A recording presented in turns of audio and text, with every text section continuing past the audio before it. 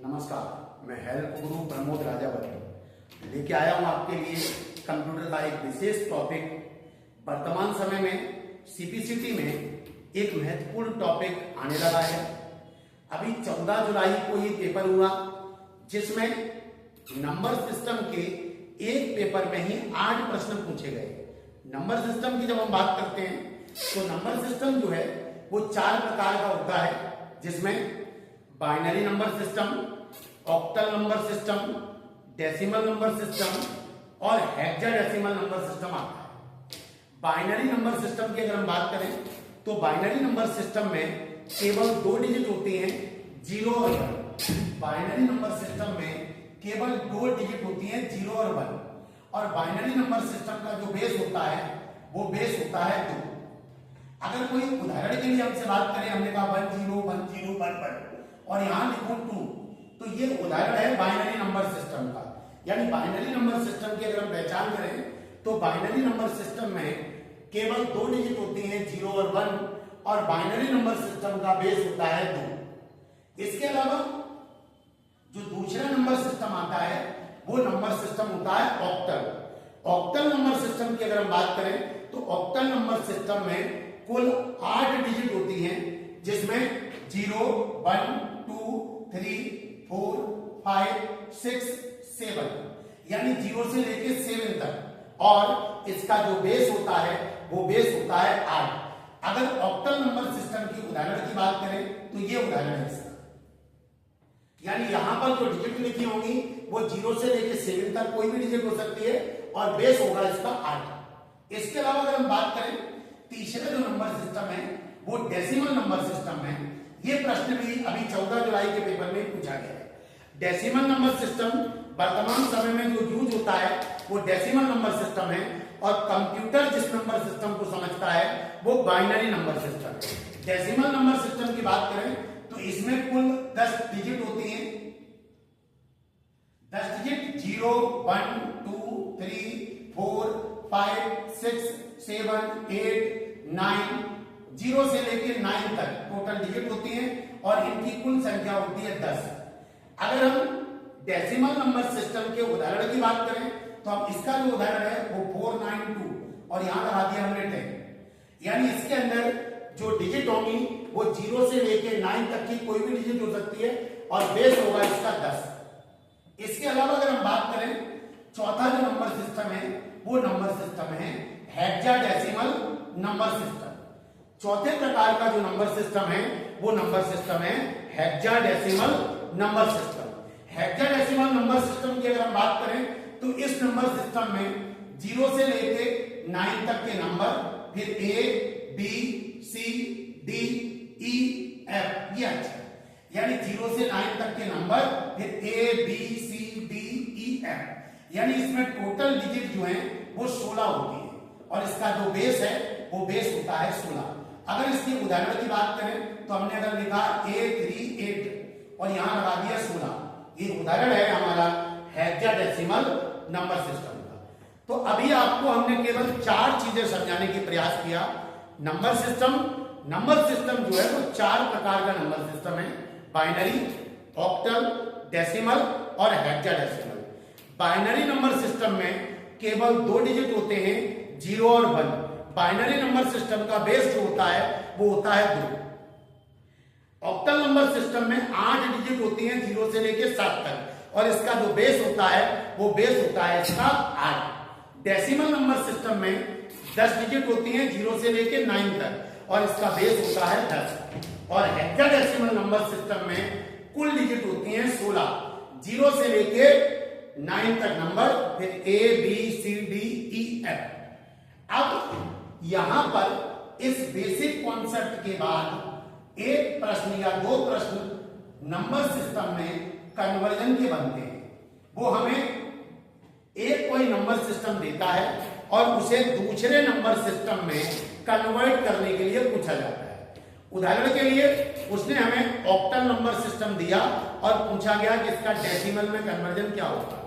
सबसे ज्यादा जो पेपर में, जिनमें 2 में मेथड का यूज होता है, लॉजिक का यूज होता है, वो इस वीडियो में मैं आपको बता रहा हूं। सबसे महत्वपूर्ण 2 नंबर सिस्टम, बाकी नंबर सिस्टम अगले वीडियो में बताऊंगा। इसमें मैं दो कन्वर्जन आपको बता रहा हूं, एक number system binary to decimal और एक डेसिमल टू बाइनरी। बाइनरी में दिया हुआ है उसे डेसिमल में कैसे बदला जाएगा मैं बताता हूं आपको, समझना जरा। बाइनरी यानी अगर 2 में दिया है और उसे 10 में बदलना है। उदाहरण के लिए हमारे सामने दिया है 1011, बेस में लिखा है 2, इसे कन्वर्ट करना है कितने में, 10 में। पेपर में इसी प्रकार से दिया होता है कि ये बाइनरी नंबर में दिया हुआ है, पहचान क्या है, बाइनरी नंबर का बेस होता है 2, किसमें बदलना है, डेसिमल में। कैसे पता लगा, डेसिमल का बेस होता है 10, यानी बाइनरी में दिया है और इसे हमें डेसिमल में बदलना है। कैसे बदलेंगे जरा समझना। ये जो बाइनरी में दिया है इन सभी को हमें लिखना है और सभी में हमें 2 का गुणा करना है। कैसे, हमने लिखा है यहां पर 1 into 2 और आपस में जोड़ते हुए जाना है, plus 0 into 2 plus 1 into 2 plus 1 into 2। एक बार फिर से समझे कैसे हमने किया। ये जो वैल्यू दी गई है 1011, तो हमने लिखा 1 into 2 plus 0 into 2 plus 1 into 2 plus 1 into 2। फिर से एक बार देखें जिसको भी नहीं समझ में आया है, ये जितने भी 1 0 दिए इन सभी में 2 का गुणा करना है और इन्हें आपस में जोड़ना है। कैसे, 1 गुणा 2 प्लस 0 गुणा 2 प्लस 1 गुणा 2 प्लस 1 गुणा 2। अब जब ये हमने कर लिया, अब इसके बाद अगला जो हमारा काम है वो है इन पर पावर लगाना। यहां राइट साइड से पावर लगाएंगे, 2 की पावर 0 से स्टार्ट करेंगे, 0 1 2 3। अगर आगे और होता तो और बढ़ते हुए जाते। फिर से एक बार देखो कैसे किया हमने लिखा 1 into 2 plus 0 into 2 plus 1 into 2 plus 1 into 2, power लगा दिया, 0 1 2 3। सॉल्व किया हमने तो 1 गुणा 2 की पावर 3 यानी 2 into 2 into 2, 4 दूनी 8, तो 1 into 8 प्लस 0 into 2 की पावर 2 4 प्लस 8 into 2 प्लस 2 की पावर 0। आप सभी ने 6वीं 7वीं क्लास में पढ़ा होगा x की पावर 0 इक्वल टू 1। किसी की भी पावर अगर 0 है तो उसका मान क्या हो जाएगा, 1। तो यहां जब इसको सॉल्व करेंगे तो 1 गुणा 1, क्योंकि 2 की पावर 0 का मान क्या हो गया, 1। सॉल्व करें, ये हो गया 8, ये हो गया 0, ये हो गया 2 और ये हो गया 1। 8 2 10 और 1 11, यहां आ गया 11 और यहां लगा देंगे 10। ये आंसर है। जिसको भी ये समझ में नहीं आया, एक बार एक दूसरे उदाहरण से और समझने का प्रयास करते हैं, आपके सामने क्लियर होगा। एक उदाहरण हम और देखते हैं, क्लियर होता है कैसे, जरा देखो। एक और उदाहरण हमने दिया है 1 0 1 0 1, यहां लिखा हुआ है 2, इसको कन्वर्ट करना है 10 में। तो क्या करते हैं, ये जो वैल्यू दी गई है इन सभी में 2 का गुणा करते हैं। किया हमने 1 गुणा 2 प्लस 0 गुणा 2 प्लस 1 गुणा 2 प्लस 0 गुणा 2 प्लस 1 गुणा 2। पावर लगाएंगे कहां से, 0 से, 0 1 2 3 4।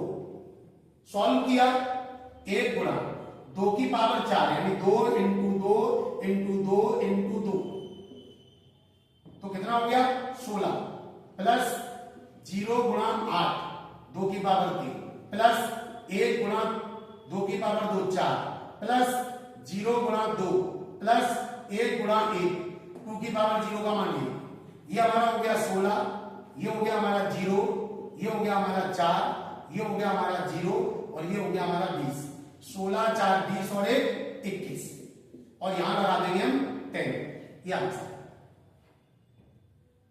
तो अभी हमने जो चर्चा की, अगर हमें कोई भी बाइनरी में दिया होता है उसे हम डेसिमल में कैसे बदलते हैं।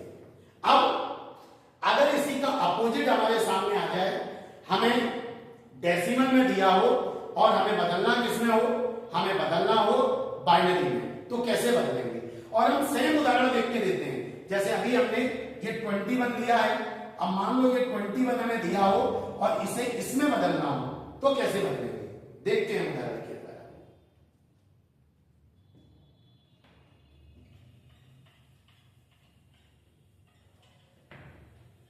हम एक उदाहरण से और समझते हैं जिसमें हमें अगला कन्वर्जन है वो है कन्वर्जन हमारा डेसिमल टू बाइनरी, यानी हमें डेसिमल में दिया होगा और हमें बाइनरी में बदलना होगा।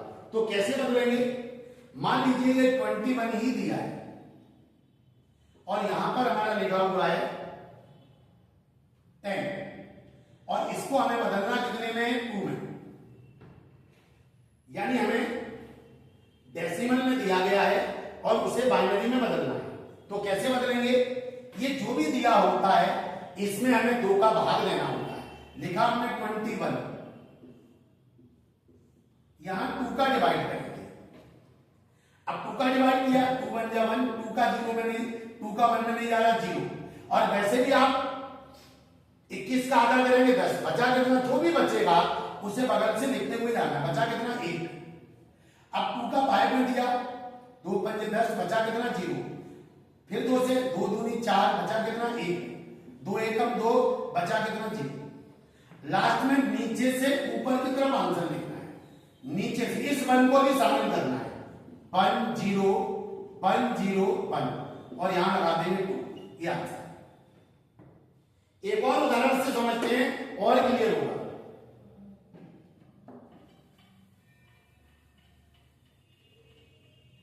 हम एक और उदाहरण से देखते हैं, मान लीजिए हमारे सामने यहां लिखा हुआ है 45, यहां लिखा हुआ है 10, इसको कन्वर्ट करना है 2 में।